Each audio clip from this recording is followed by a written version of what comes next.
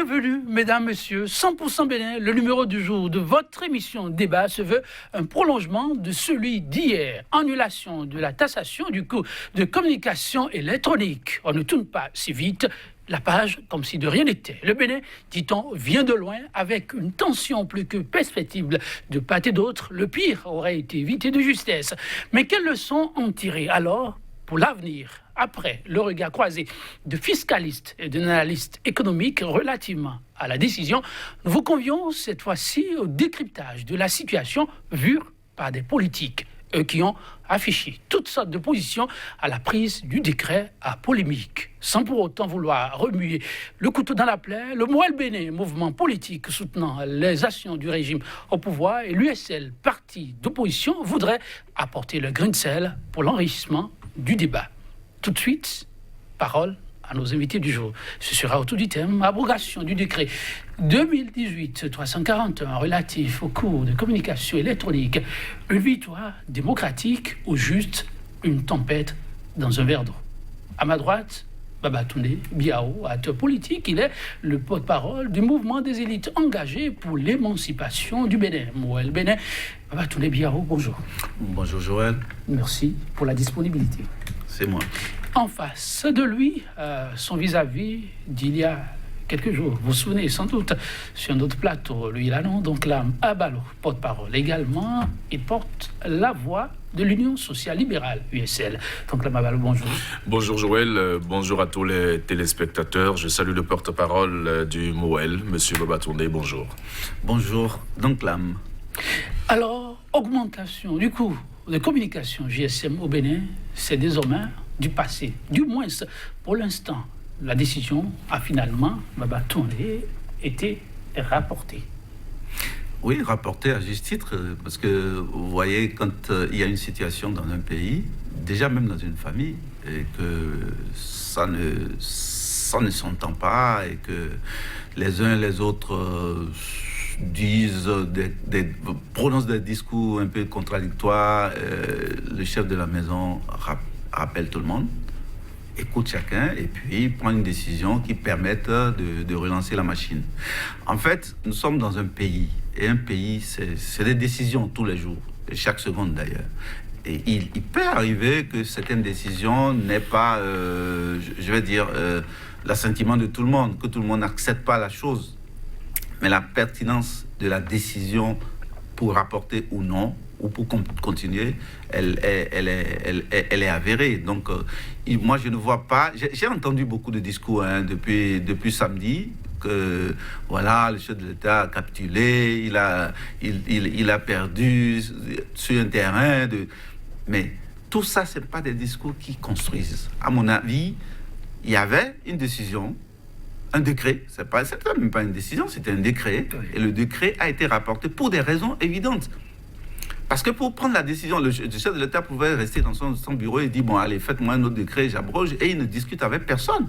Mais il a discuté avec les gens. Il a écouté les uns les autres. C'est une attitude, je pense, responsable. Et ce qu'il a fait, je pense que si on le faisait tous les jours comme ça, il y aurait beaucoup de choses qui auraient pu être améliorées dans notre pays depuis les indépendances. Mais je ne vais pas dire ça sans rappeler que certaines décisions par le passé n'avaient pas été rapportées parce que là, il y avait un objectif qui était clairement connu. Je vais citer juste la dernière, oui. Sur les péages par exemple. On dit qu'il faut améliorer le réseau routier. Il faut l'entretenir. Mais on ne l'entretient pas comme ça. Il faut pouvoir trouver les sources. Et les sources, c'est les populations qui donnent de l'argent pour que on puisse améliorer les infrastructures d'un pays, hein. Surtout sur la question des réseaux. Ce n'est pas le sujet, mais je donne ça pour dire que là, il y a eu aussi le tollé. Moi, je fais partie, par exemple, je suis parti de Parakou, je fais partie de ceux qui étaient les premiers à tomber, enfin, sur lesquels la mesure était tombée au péage de Dio. Je suis parti de Parakou à 5h du matin, à 6h, à peu près à 6h30, on arrivait au péage de Dio à Savet. Mais on nous dit, bon voilà, c'est depuis 500, c'est 1000 francs. Et qu'est-ce qui aurait été la différence entre, par exemple, une décision relativement aux pousses de péage et celle-ci? Pour qu'on arrive à rapporter la décision, qu'est-ce qui fait la différence? Justement, ce qui fait la différence, c'est ça. C'est ici que le chef de l'État a décidé, cette fois-ci, de dire, bon, ok, on va écouter les gens. Qu'est-ce qui a pu être le problème? Parce qu'il n'y avait pas, au sein de l'appareil, il n'y avait pas un certain des GSM, il n'y avait pas des intermédiaires. Les gens oublient tout de suite ça. Il y a un intermédiaire. Ce sont les GSM qui sont au milieu. Par contre, la décision sur les péages, c'est une décision directe du gouvernement. C'est clair. Donc, dans ces conditions, il fallait écouter toutes les parties pour voir est-ce qu'il y a eu un petit problème quelque part. Si ça n'a pas marché, bon, on reprend et puis on regarde l'appareil et puis on s'en va. La décision du gouvernement, enfin du chef de l'État, de rapporter ce décret, moi je pense que c'est une décision suffisamment réfléchie et on ne peut pas faire le reproche à quelqu'un d'avoir rapporté une décision si ça pose problème. C'est évident. L'erreur est humaine, comme le dit, et il n'y a que ceux qui ne font rien, qui ne font pas d'erreur. Donc là, à Balo, le chef de l'État a pris du recul, a appelé les différentes composantes de la société et les premiers concernés par la situation pour les écouter. Ensuite, le communiqué qui a suivi a suivi. Et aujourd'hui, les Béninois peuvent se frotter les mains. Le chef de l'État n'avait pas le choix. Il ne pouvait pas faire autrement. Et je ne suis pas surpris non plus de la position du Mowal Bénin qui défend les actions du gouvernement, quelles qu'elles soient. Je veux dire, quelles que soient les actions posées par le chef de l'État, le Mowal Bénin défend. D'accord? Le chef de l'État n'avait pas le choix parce que gouverner, c'est prévoir. Et cette décision n'aurait jamais dû être prise. C'est ça le problème. Elle n'aurait jamais dû être prise. Pourquoi? Parce que, souvenez-vous, alors, candidat à l'élection présidentielle, le président Patrice Talon nous avait promis d'investir abondamment dans Internet, donc dans le numérique, et même d'améliorer les installations numériques et de réduire les coûts. C'était une promesse de campagne. C'est vrai. Et nous avons ressorti ça n'a pas changé. Non, ça a changé puisqu'on a augmenté les coûts. C'est ça le problème. Une promesse de campagne qui n'a pas été respectée. D'accord? Donc c'est pour ça que nous disons que cette décision n'aurait jamais dû être prise. Première chose, lorsque la décision a été ébruitée, il y a eu des réactions. Ce n'est pas comme si les gens ne se sont pas prononcés. Donc quand j'entends dire qu'il faut écouter les intermédiaires, il faut écouter les différentes parties, ça fait juste rigoler. Parce que dès l'annonce de cette décision, il y a eu des réactions qui ont obligé l'ARCEP à faire une sortie sur une télévision de la place pour nous dire que non, que rien n'a augmenté, que les prix n'ont pas augmenté, que c'était des rumeurs.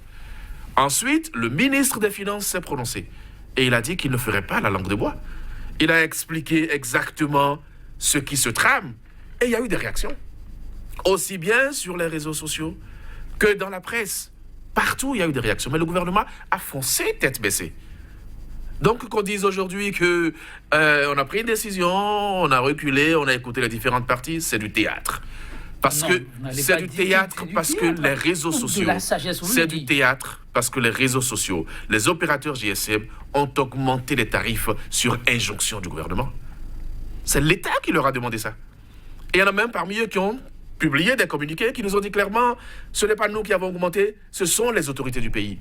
Donc, lorsque vous donnez des injonctions, faites des injonctions à nos opérateurs d'augmenter des tarifs et qu'après, après le tollé général, vous les rencontrez au détour d'une réunion pour dire, bon, comme un Messie qui vient pour dire, revenez sur la décision, c'est du théâtre. Et c'est ça que nous dénonçons. Donc, c'est très clair pour nous.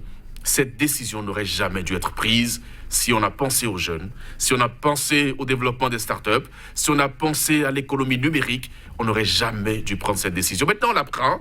C'est un peu comme un voleur qui vient donc voler votre argent, n'est-ce pas? Vous l'arrêtez et il dépose l'argent et dit j'annule le vol. Attention. Vous pensez que vous voulez dans dire un pays... qu'on doit voir le possible dans le chef. Mais parce que il faut vous ne pouvez pas comparer cela à un voleur. Mais parce que quand c'est le cas, le voleur mérite d'être puni. Mais c'est ce que nous demandons. Parce qu'il s'agit, on a taxé Internet. On a taxé les GSM. On a prélevé déjà les 4-5 jours d'application de cette décision. Qui rembourse ceux qui ont été taxés? On entend dire que bon, on va ramener le crédit initial à ce que c'était. Mais c'est qu'on a quand même... Oui, mais c'est quand même... Comment vous pouvez vérifier ça? Il y a certains consommateurs qui disent association de consommateurs. Dans tous les cas de figure, s'il n'y avait pas eu de levée de bouclier, le gouvernement aurait persisté. Si les gens n'avaient pas réagi, même dans le camp présidentiel, le gouvernement allait persister. c'est parce qu'il y a eu une réaction. Tout Et que dans le même oui. temps, le Bénin est devenu la risée du monde entier. Tous les médias internationaux se sont prononcés sur ce sujet. Des gens ont parlé. Nous sommes en plein 21e siècle. Vous n'avez pas donné de l'emploi aux jeunes qui sont sur les réseaux sociaux, qui créent leurs emplois. Développer encore un autre aspect là. Qui créent leurs emplois. On va écouter Et on rapidement, vient, mais- on dit qu'on mais a taxé attendez, le il y a sel votre par le vis-à-vis qui a mégaoctet. sorti un certain nombre d'aspects. Avant de vous laisser réagir pêle-mêle, j'aimerais revenir sur certains qui paraissent, c'est vrai, importants. Ce qui s'est passé, je refuse de croire à la thèse de théâtralisation, ça c'est un politique qui parle désormais, mais on se demande si le chef de l'État, quelque part, n'a pas été tout au moins floué. Parce que c'est vrai, il a cité deux aspects très importants. On a vu des ministres taper du poing sur la table quand le tollé a commencé, dit que non, c'est salvateur pour l'économie béninoise. C'est vrai, on a vu aussi des responsables d'une certaine structure qui savent ce dont il est question, dire que c'est rien de grave, c'est rien de tel. Et après, les consommateurs se sont vus pris au piège. L'augmentation était un fait. Que s'est-il passé? Ou quel regard doit-on porter sur cela pour que finalement le chef en soit seul à endosser la responsabilité? Alors, vous m'avez bombardé de 10 questions à la fois. Oui, parce qu'ils sont je saurai à laquelle répondre. Bon, je vais d'abord remettre quand même un peu les choses en place. Hein. Le MOEL ne soutient pas toutes les actions, hein, quelles qu'elles soient. Nous soutenons toutes les actions qui sont au bénéfice de Moël, notre... ce sont les élites. Voilà. Pour bâtir un Bénin nouveau. Parce que autrement. dire tel que c'est dit, c'est que demain, si on dit d'aller couper la tête de quelqu'un, le MOEL va soutenir ça. Personne ne soutiendra ça au MOEL. Donc, c'est pas quelle qu'elle soit. Ce n'est pas le cas. Alors, revenons un peu au sujet. Le sujet, c'est quoi? Donc là, on parle de quoi? De théâtralisation. La présidence, ce n'est pas un opéra où on va faire du théâtre. Et je profite pour vous dire que le chef de l'État ne pouvait pas avoir été floué. Sauf qu'il le dise de sa propre bouche. Moi, je ne crois pas. Il n'a pas été floué. C'est une décision. Il s'est peut-être passé que des précisions n'avaient peut-être pas été données. Et la preuve, il a recherché ces précisions-là. Mais si vous prenez une décision qui fait que tout le peuple vous dit « Ah, il y a problème », mais vous devez avoir l'intelligence de dire « Ah, regardez un peu la chose ». Et je vous dis, le fait qu'ici, il y ait un intermédiaire, des intermédiaires, notamment les GSM, ça change toute la nature du processus. Le chef de l'État ne va pas manipuler les ordinateurs des GSM, enfin des opérateurs GSM. Mais ces intermédiaires, je ne vous interromps pas, n'aurait-il pas fallu les écouter en amont? Je ne sais pas, hein, je ne sais pas. Ça là, quand même, il faut que je sois honnête pour vous dire, je ne sais pas s'ils ont été écoutés en amont ou pas. Mais toujours est-il que l'acte qu'il faut saluer, c'est le fait de dire, maintenant qu'il y a suffisamment de difficultés, eh bien, regardons un peu comment les choses vont se passer. La preuve, le chef de l'État n'a pas dit la décision n'existe plus. Je ne sais pas si vous avez bien écouté oui, ça c'est pour l'avenir, oui. Oui. On va apprécier Donc, pour l'avenir. il y a lieu de réfléchir autrement, de repenser les choses. Oui, mais attendez que je finisse. Attendez que je finisse, parce que là, vous allez me faire partie. C'est pour que vous n'allez pas en avant sans qu'on pays se construit par ses citoyens. Forcément. Moi, je voudrais le dire devant tout le monde pour que nous sachions que dans n'importe quelle structure que nous soyons, il est normal que l'État cherche à nous en prélever un peu. Ceux qui ne sont pas encore convaincus de ça, ils ne sont pas là pour la construction de notre pays. Maintenant, s'il s'avérait que sur certains points, il y a problème, ben on se rassoit et on refait les choses. Moi, je dis, je ne vois pas comment quelqu'un qui dit qu'il n'a rien, qu'il galère, puisse passer toute la journée à tuter, toute la journée, et se permet même de prendre de la bière. Tout cela vont dire, oh, nous, on n'a pas les moyens. Mais alors, si on n'a pas les moyens, on n'a qu'à vivre comme des gens qui n'ont pas les moyens. Vous savez que ceux dont vous parlez, qui prennent les appareils... Non, je prends un autre aspect. Je prends un autre aspect. À partir de cela. Oui, celui qui gagne son pain à partir de cela, on sait comment il utilise Internet. Moi, je reçois sur mon portable des messages vraiment, c'est quand même... C'est des messages, non, vous parlez des gens qui tuent. Par exemple, aujourd'hui, je ne sais pas si vous le savez, il y a de jeunes gens qui n'ont que leur commerce sur Internet qui vous envoie, oui, tôt le matin, on vous envoie un petit bonjour. Ah, mais c'est très bien. N'oubliez pas. Ah, c'est très bien. Vous dites, ils ont leur commerce. Oui, Alors, leurs activités. Ils payent quoi comme redevance? Parce que là, il faut rentrer dans la question. Vous savez, moi, je ne suis pas un politique. Tout à fait. Je suis un politique C'est à technicien. raison que vous avez été invité. Voilà. Oui. Mais il faut bien que nous sachions que quand nous engrangeons, nous gagnons 10 francs, nous avons l'obligation de remettre quelque chose à l'État. Sinon, comment on va construire? C'est l'aspect là que moi je veux mettre en exemple pour dire qu'il se peut. Déjà que le coût était élevé et le chef de l'État a dit, une fois au pouvoir, je réduis le coût. Et ce qu'il paie à ces GSM qui font assez de bénéfices, les consommateurs estiment que l'État aurait pu prélever chez eux directement. Excusez-moi, quand on dit qu'au Bénin, le coût est élevé, ce n'est pas juste. Ce n'est pas juste. Moi, je fais des appels sur les États-Unis, sur la France, sur le Canada. Je paye moins que celui qui est là-bas et qui m'appelle. Et je paye moins que celui qui est au Togo et qui appelle dans la même direction. Donc, n'exagérons pas les choses. Maintenant, que nous veillons vivre mieux, ça c'est légitime. C'est légitime. Nous sommes en train de sortir d'ailleurs un peu du sujet parce que le sujet c'est... Non, c'est un sujet qui appelle à tous ces aspects-là. Oui. Mais l'aspect sur lequel moi je veux que nous soyons d'accord, c'est que quand ça ne va pas, quand un père de famille entend du bruit dans sa cour, il doit sortir et mettre les choses au clair. On ne peut pas le refuser. Maintenant, l'autre aspect de la chose, c'est que nous puissions rentrer dans notre tête que nous ne pouvons pas indéfiniment rester sans remettre de l'argent dans les caisses de l'État. Et toutes les prestations, je dis bien toutes les prestations sur lesquelles l'État peut avoir de l'argent, il est normal qu'il le cherche. Maintenant, si ça pose problème dans un aspect, on se rassoit, on regarde, et puis on remet les choses sur...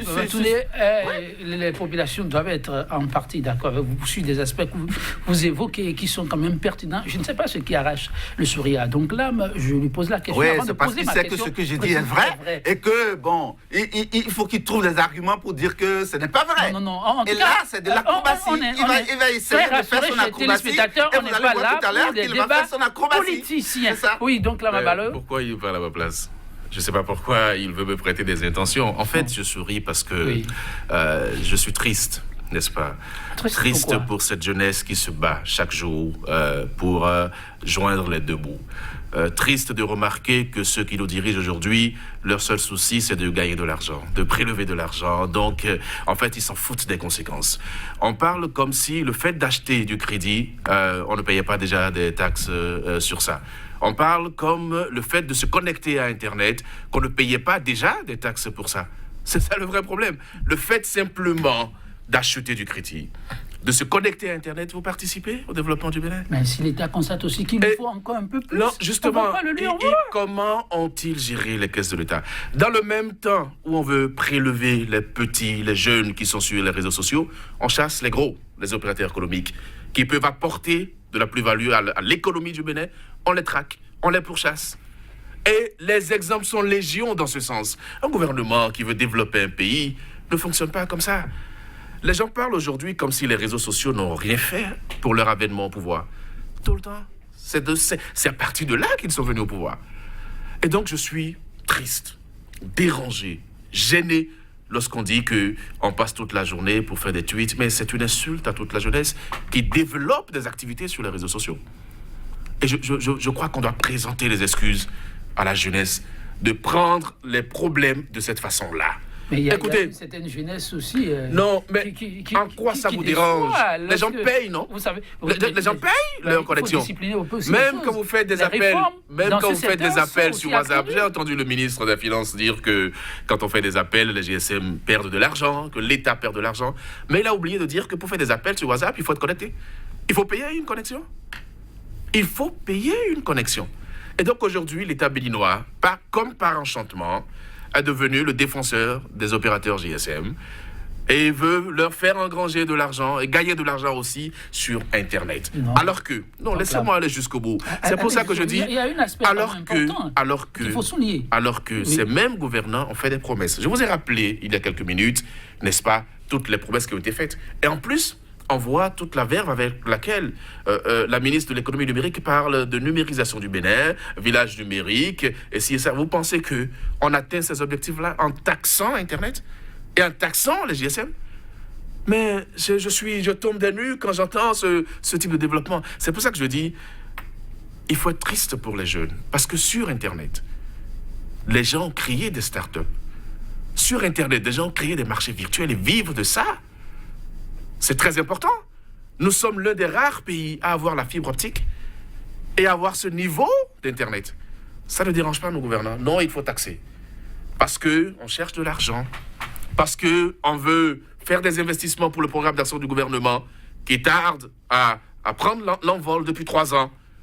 Et donc, pour ça, il faut aller prendre de l'argent chez les honnêtes citoyens. Donc là, alors, si c'est ça la politique... Quand on dénonce tout ça, oui. Est-ce qu'il ne faut pas, au même moment, marquer un arrêt et se dire, parce que oui, vous êtes jeune avec beaucoup d'ambition, la politique, elle ne se fait pas à la manière de la politique ahurie, c'est la raison que vous êtes sur ce plateau. Alors je dis, est-ce qu'il ne faut pas prendre un peu de recul et observer qu'il y a eu peut-être des problèmes de réglage à des niveaux donnés?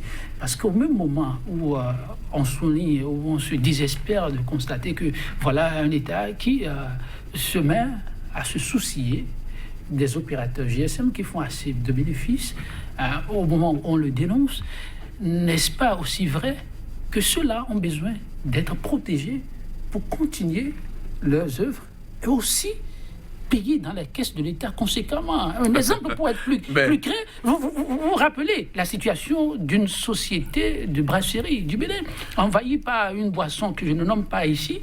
S'il n'y avait pas eu cette levée de bouclier, ça en était fini pour la maison. Vous pensez que les sociétés de GSM ne payent pas les impôts? Lorsque le débat de la classification... Lorsque le débat de la classification des meilleurs contributeurs a été fait dans ce pays, vous avez entendu ce que les turiféraires du régime ont dit par rapport au réseau GSM pour montrer que c'est eux qui payent plus d'impôts que certains. En ce moment-là, on n'a pas trouvé que les réseaux GSM avaient des problèmes. On les a soutenus. D'accord? On a même fait des redressements fiscaux à certains. Et n'oubliez pas que déjà, même sur ce qui se fait là, l'État béninois prélève, n'est-ce pas, des revenus sur les bénéfices des impôts, des réseaux GSM. Je vous donne juste un exemple. Vous avez vu la sérénité avec laquelle les réseaux sont revenus très rapidement sur la décision? Oui. Vous avez vu? Moi, je n'interprète cela. Comment? Comme le fait que les réseaux n'étaient pas d'accord avec ce genre de décision, mais comme c'était une injonction de l'État béninois et qu'ils avaient envie de continuer leur service au Bénin, ils se sont pliés. Mais dès que le gouvernement a fait le recul, a observé le recul, mais très rapidement, plus rapidement d'ailleurs qu'il n'avait commencé les prélèvements. Donc c'est pour vous dire quoi? Toute décision doit être mûrie. Ce n'est pas après coup qu'il faut rencontrer les opérateurs GSM. C'est là où je parle de théâtralisation. Parce que les gens ont été prévenus suffisamment. La décision n'est pas venue ex nihilo, comme je vous ai dit. Il y a eu des prémices, il y a eu des annonces, il y a eu des réactions. Donc nous sommes en face d'autorités sourdes. On dirait qu'on a fermé les yeux et les oreilles à nos autorités. Il faut avoir l'humilité de l'écoute. Et c'est toujours ce que nous avons dit. L'Union sociale libérale a publié un communiqué dans la semaine pour dire clairement qu'elle réaffirme sa conviction que les nouvelles technologies de l'information et de la communication sont une opportunité pour la jeunesse.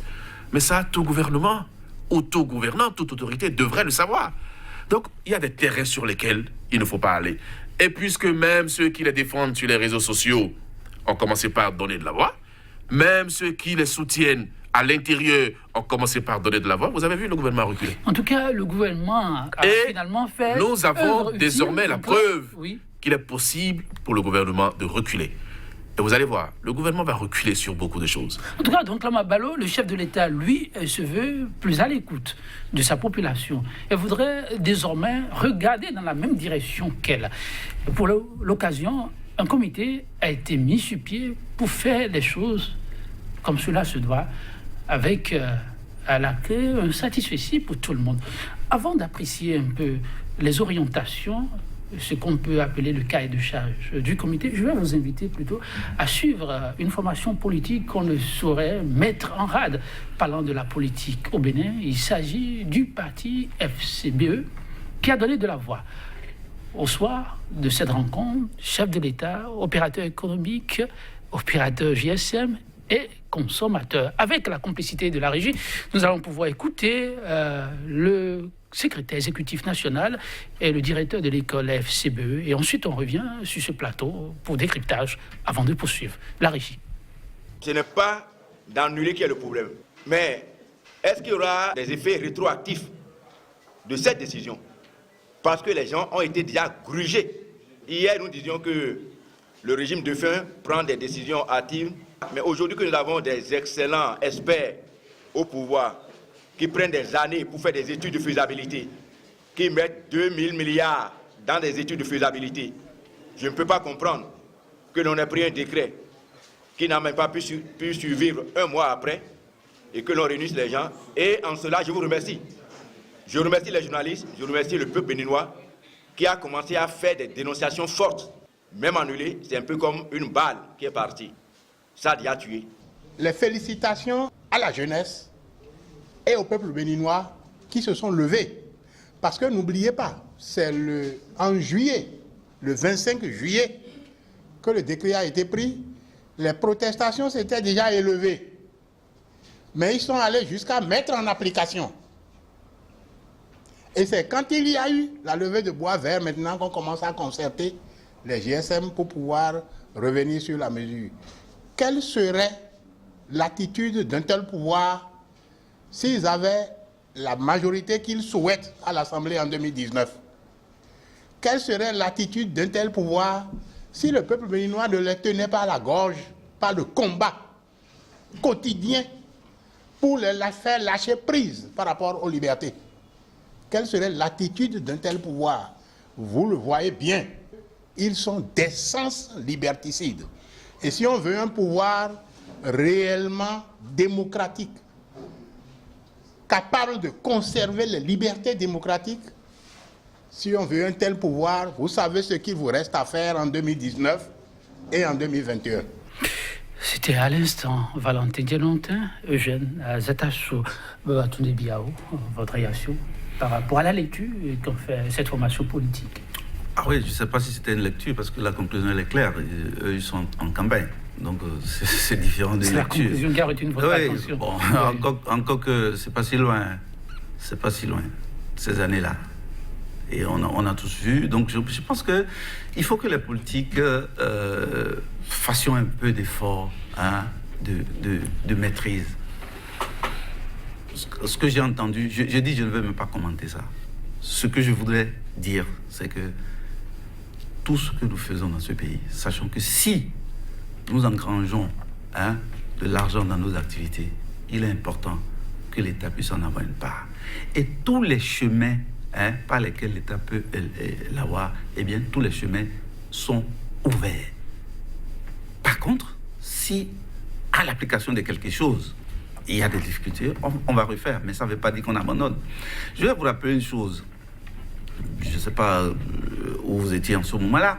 Ça devait être 99. C'est vrai qu'il n'y avait pas les GSM, tout ce que nous avons aujourd'hui comme outils, où les prix de la Sonacop sont restés fermés depuis toujours. C'était le président Kérékou qui était au pouvoir.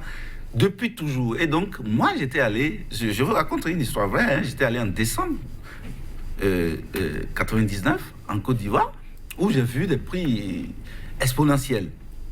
Et ils m'ont expliqué que non, que ça fluctue, que ça... Et je dis, quoi? Au Bénin, jamais. C'est une semaine après, pour vous situer, que le général Gueye avait pris le pouvoir. Alors, j'ai vu que, je crois que c'était déjà en 2000, les prix au Bénin ont commencé par fluctuer et effectivement, rien ne s'est passé. Qu'est-ce que je veux dire par là? Quand vous habituez les gens, quand vous vous habituez à la gratuité ou à la non-taxation, ça devient un problème.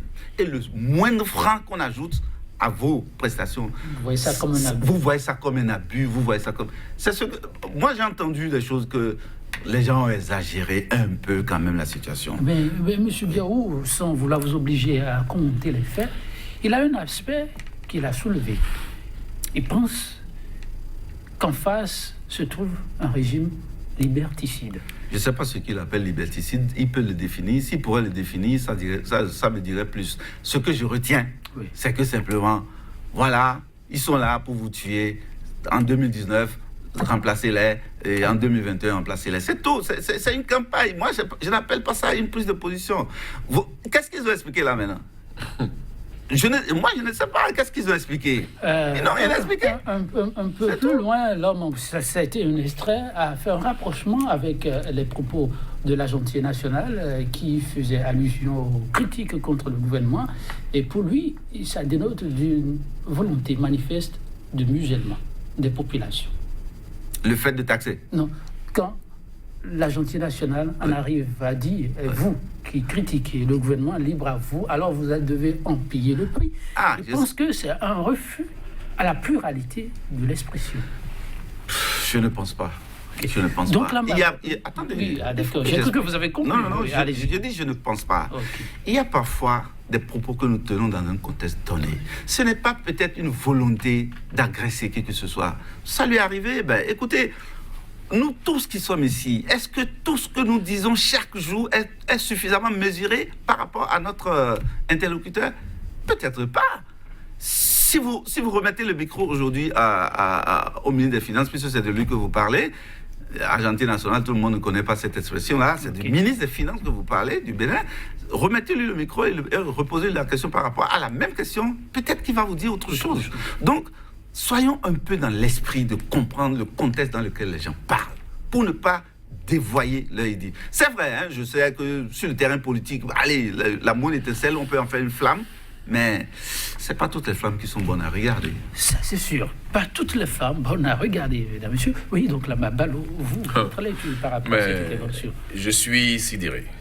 Pas quoi? C'est tant mieux. Sidéré par la facilité que le Moël Bénin représenté ici par son porte-parole, cette facilité que le Moël Bénin a banalisé les choses les plus importantes. Je reste totalement ébahi, hébété. En fait, on banalise tout.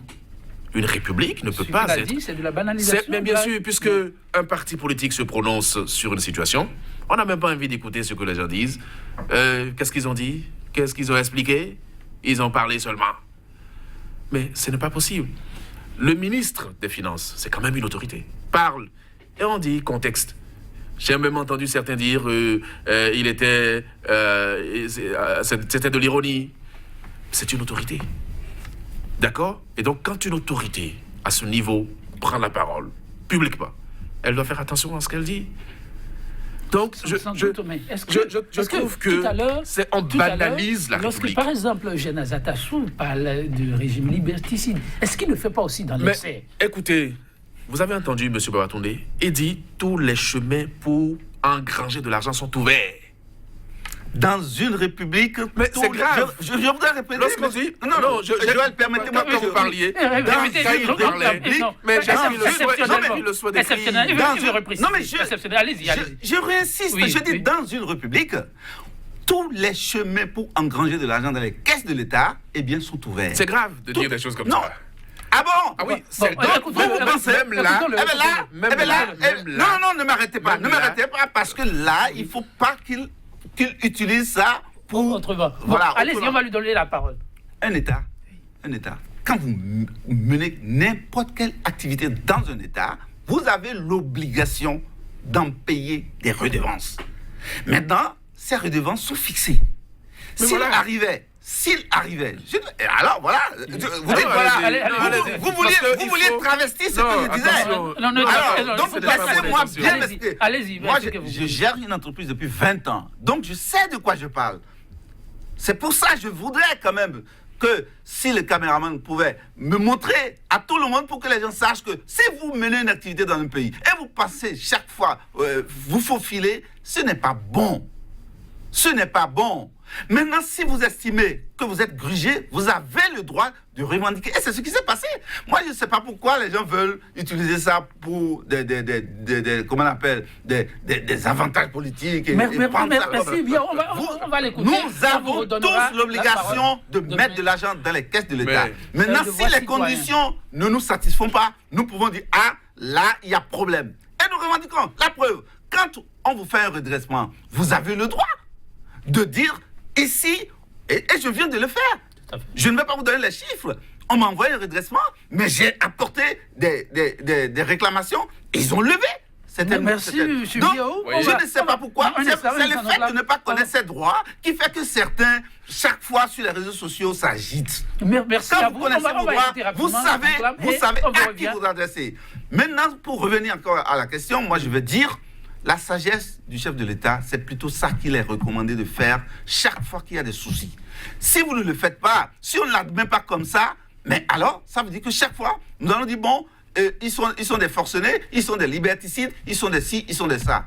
Les élections, c'est effectivement en 2019, mais je ne pense pas que c'est sur ce genre de sujet qu'il faille faire la campagne déjà. Donc là, Mabalo. Je proteste. Oui, il n'y a pas de plan. On va gérer. Je proteste. Je proteste. Vous avez la parole. Le temps. Non, je n'ai pas la parole. Le temps sera j'ai quadrillé. le sentiment que ne vous en faites pas. On veut m'empêcher de parler. Non, qui va vous empêcher de parler? Ni Biao, ni le plateau. Allez-y. Biao, on lui laisse la parole. On lui laisse la parole. Allez-y. Je suis stupéfait parce que, vous savez, même les impôts, les taxes sont réglementés. On ne les lève pas n'importe comment. D'accord? La loi de finances prévoit les taxes et impôts à lever. C'est l'Assemblée nationale qui fait ça. C'est trop facile de dire que les chemins sont ouverts. Je répète, il l'a dit. Les chemins sont ouverts pour engranger de l'argent. Et donc, quand il le dit comme ça, il ne faut pas couper dans les caisses de l'État. Laissons-le parler. Attention, vous l'avez expliqué. Les téléspectateurs, les téléspectateurs, M. Biao, vous ont suivi. Ne vous en faites pas. Mais il n'a qu'à ajouter cette partie. On le laisse faire son développement, on revient à vous. Oui, allez-y. Tous les chemins sont ouverts pour engranger de l'argent. Même dans les caisses de l'État, c'est pas plus grave. Mais tous les chemins sont ouverts. C'est pourquoi il ne voulait pas le dire. S'il vous plaît. Oui, allez-y. Donc, vous comprenez que le gouvernement peut se lever parce qu'il a besoin d'argent, prendre une décision pour dire désormais, ils sont même allés parler de contribution dans le décret. Parce qu'ils savent que c'est l'Assemblée nationale qui lève les taxes. Et ils l'ont fait. Tout à l'heure, il disait qu'il a subi un redressement fiscal, qu'il a fait des observations et que ça a été levé. Alors, sur quelle base on a fait le redressement? Combien de gens ont la possibilité d'aller faire lever leur redressement? C'est de l'abus. Si les services des impôts, après avoir fait un redressement, sont capables de laisser tomber, ça veut dire qu'il y a un problème. Ce sont des genres de choses qu'on doit dire. Et donc, ça confirme que c'est des décisions ou des impositions liberticides. Liberticides, donc personne ne peut refuser aujourd'hui à des citoyens de le dire. Lorsqu'on a parlé de la taxation des GSM et de Internet, vous avez vu les jeunes ont manifesté, ont voulu manifester. Simple sitting. Interdiction formelle.